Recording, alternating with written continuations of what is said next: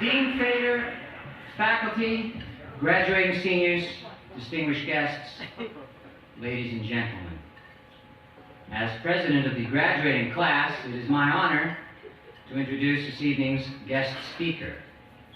I must confess that we were a bit frantic this morning as our originally scheduled speaker, Geraldo Rivera, suddenly fell ill and was forced to cancel. I'm told that it was nothing serious, a little minor surgery that had to be taken care of, and I understand that Mr. Rivera is feeling better and regrets that he can't be with us this evening. However, we were fortunate to find a most distinguished replacement. She is an award-winning broadcast journalist on the Weekend Update news team, and we do thank her for graciously accepting our last-minute invitation. Ladies and gentlemen, please welcome Ms. Rosanna Danner.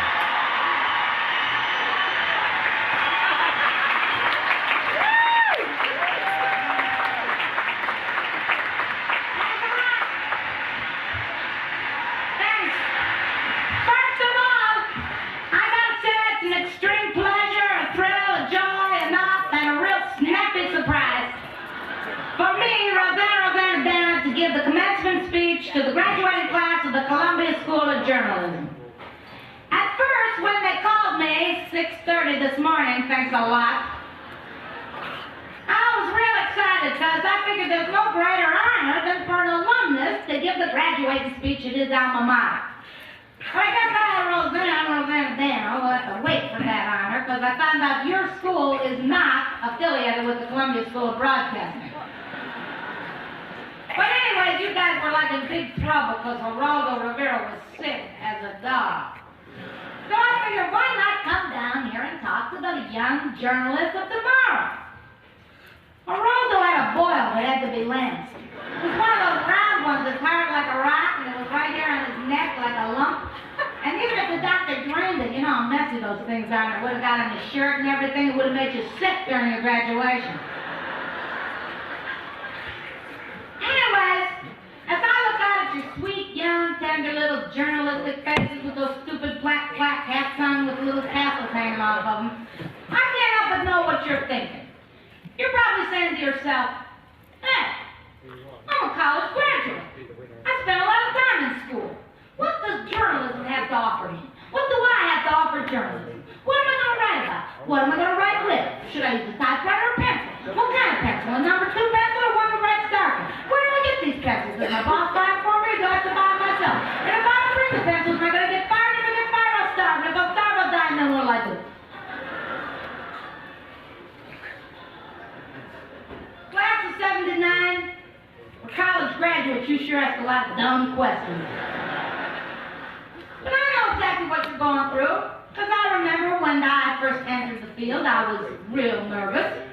Imagine, if you will, an idealistic young Rosanna Danner, fresh out of the Columbia School of Broadcasting, looking for a job in journalism. I filled out applications, I went for interviews, and they all told me the same thing. You're overqualified, you're underqualified. Don't call us, we'll call you. It's a jungle out there, women's places in the home, have a nice day, drop dead, goodbye. But I didn't give up. I mean, I went to see the head of personnel at CBS, the Tiffany Network, and he said to me, Ms. Rosanna Danner, I think you should look for work in the wonderful world of fast foods.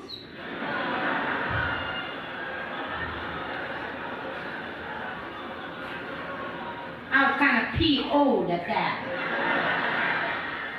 So I'm walking down the hall, and who do I see sitting in his office? But Mr. CBS Evening News himself, Walter Cronkite. And just between you and me, Rosanna, you know that big shot news guy eats for lunch? Luncheon meat on white bread with butter with one piece of lettuce that got wilted from being between the meat and the butter so long. I mean, that big shot, hot shot news guy is eating pink bologna meat with white dots in it that you don't know what it is. And what are those dots? Is that cheese? Looks like a Q-tip or something in there. Or maybe like Rivera's boil, I don't know.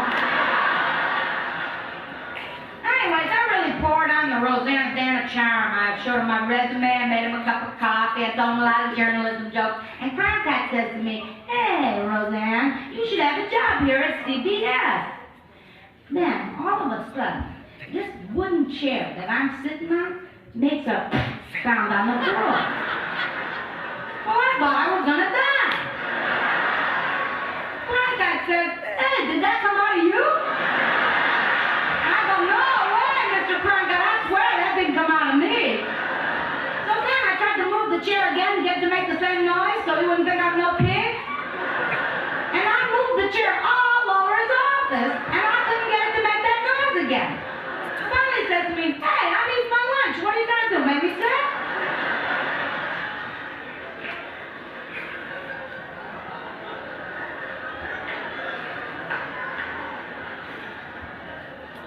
Well, I don't have to tell you, I was real down after that.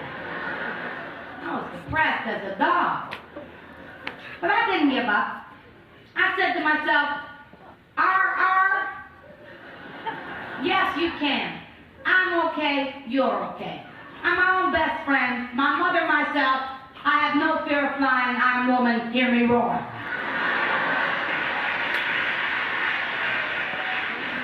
And I didn't give up. And I made it, and pretty big, I might add. So let me wrap this thing up and summarize and conclude real quick by saying, it just goes to show you, it's always something. If it's not one thing, it's enough. If you can't get a job in journalism, or Walter Cronkite thinks you cut the cheese in his office.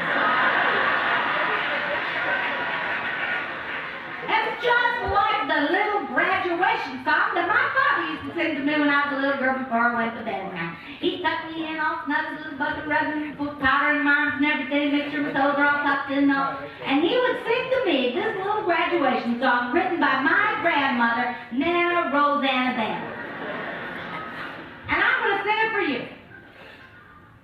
Should all the acquaintance be forgot, I hope you'll hear my plea. Roseanne, my dear, you'll get a job if you listen to me. Just stick quite still and don't you move during your interview. 'Cause if you move, your boss will think the fart came out of you. Good night, my little Roseanne Van. Good luck, class of Saturday night.